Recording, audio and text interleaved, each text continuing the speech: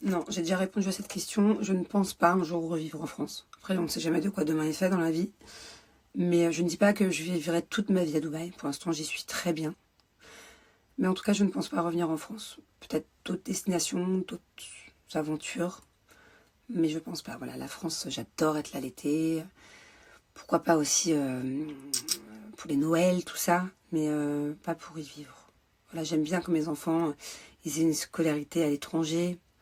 Voilà, vous savez, moi j'ai très peu vécu en France. Hein. À partir du moment où j'ai été majeure, j'ai vécu beaucoup à Los Angeles, à Miami, j'ai même vécu à Abidjan.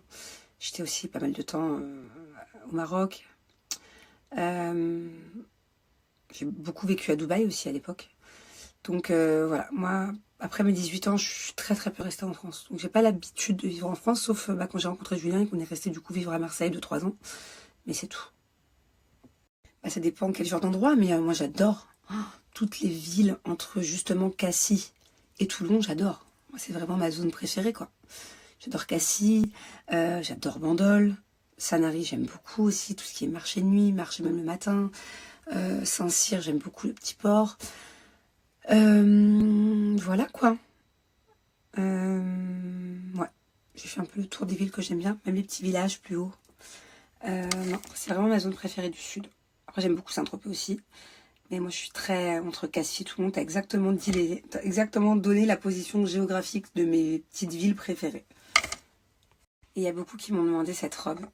Matchie avec ma fille, bah, en fait, la référence, c'est que j'ai été dans un petit marché un matin. Je ne sais même plus le nom du village. Il y avait vraiment 5 stands. Hein, et je l'ai trouvé là. Je sais même plus c'était quoi le nom du village. J'avais été visiter avec mon père là. Dans l'été, il faudrait que je lui demande. Mais voilà, il n'y a pas de marque. Ça vient d'un marché.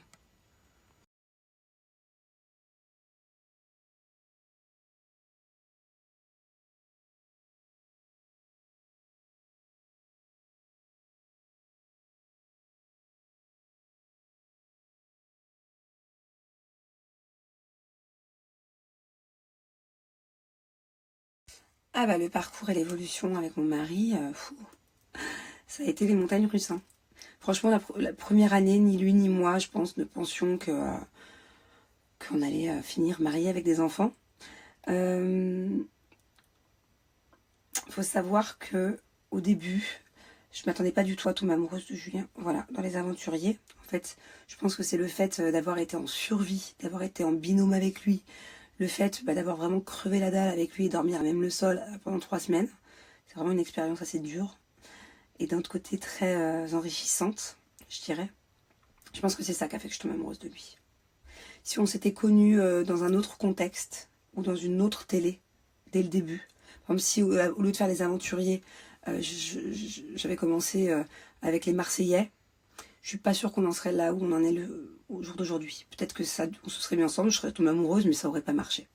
Je pense que c'est vraiment ce lien dès le début de cette victoire et de cette souffrance ensemble qui a fait que, même si la première année, il n'a pas toujours été très fidèle, on va dire ça comme ça, et pas très sérieux, je pense qu'au final, ce qui a fait qu'on a fini notre vie ensemble, c'est aussi le fait des aventuriers. Voilà.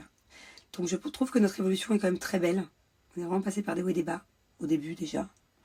Il y a beaucoup de chances que je l'ai pardonné. Et je regrette pas au final de l'avoir pardonné, parce que entre vous et moi, clairement, c'était un petit couillon à l'époque. C'était un petit merdeux, un petit branleur, un petit couillon. Et, euh, et je regrette pas d'avoir pardonné, parce qu'au final, il a vraiment changé de tout au tout. Et comme quoi, un homme peut vraiment changer. Même le plus infidèle du monde, même si c'était pas non plus le cas, mais je pense qu'un homme peut changer si c'est de lui-même qui change. C'est pas une femme d'imposer à un homme de changer. Ça ne sera pas ça. Il a voulu changer lui-même, il a changé hein, au final. Donc voilà, bon, par la suite, vous connaissez un peu hein, aussi, on a eu des moments de couple pas très... Je disais, par la suite, bon, on a eu des moments, des hauts et bas, hein. Je pense que c'est un peu comme ça dans tous les couples. Enfin, il y a des couples, je trouve, c'est quand même beaucoup plus linéaire, et il y a des couples où c'est beaucoup plus... Mais nous, c'est vrai qu'on a vécu une sale période il y a 2 ans. C'était pas du semblant, hein. C'était vraiment bad. Et au final, encore une fois, je regrette pas de m'être battue, et je suis très contente qu'il ait voulu faire un travail sur lui-même aussi, qu'il m'a accompagné faire cette psychothérapie de couple. Et en fait, même si on n'a pas fait énormément de séances, il y a certains trucs qui nous ont changé, et à lui et à moi. C'est-à-dire qu'avant, pour un rien, on pouvait se prendre la tête. Mais vraiment. on pouvait se prendre la tête H24 pour de la merde. Vraiment, vraiment des histoires nulles. Ni queue ni tête. Et on pouvait se faire la gueule pendant longtemps. Des fois, pendant une semaine, on se parlait pas. Là, je vois bien que des fois, il prend sur lui. Je vois que des fois, il a envie de péter les plombs. Et je vois qu'il prend sur lui, qu'il crie pas. Et moi aussi, j'essaie de prendre sur moi. Et quand on se fait la tête, maintenant, on se réconcilie très vite. Il y a peut-être toujours pas assez de communication, par contre. Je vous mens pas. Mais par contre, voilà, pour une embrouille de merde, excusez-moi d'être vulgaire, mais on se reparle très rapidement maintenant. Et je pense que c'est ça aussi. Parce que moi, ça me mettait dans un mauvais mood, en fait. Si on se faisait la tête pendant une semaine, bah, moi, j'étais mal pendant une semaine, pendant que lui, on n'avait rien à faire. Moi, ça m'atteignait profondément. Ça me rendait malade.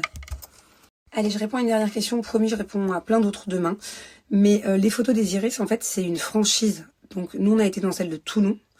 Mais il y en a beaucoup. Il y a beaucoup de points en France. Un peu de partout, d'ailleurs. Donc, je vais vous remettre le lien du site internet. Comme ça, vous pouvez voir s'il y en a un près de chez vous. Et non, c'était très sympa. C'était très très sympa. Je trouve que c'est... Pourtant, je connaissais des amis qui l'avaient fait. Hein, il y a déjà un an. Et là, en fait, le fait de l'avoir fait, bah, j'ai trouvé ça tellement symbolique et de découvrir la profondeur de nos yeux, de ma fille, de mon fils, de voir des similitudes, en fait. Comme quoi, la génétique, c'est dingue. Mon fils a la même couleur que moi. Ma fille a la même couleur que son père. Et en revanche, à l'intérieur de l'œil, les formes de ma fille, c'est les mêmes que les miennes. La génétique me fascine. Et je trouve ça tellement symbolique que je suis ravie. J'ai hâte de le recevoir à Dubaï.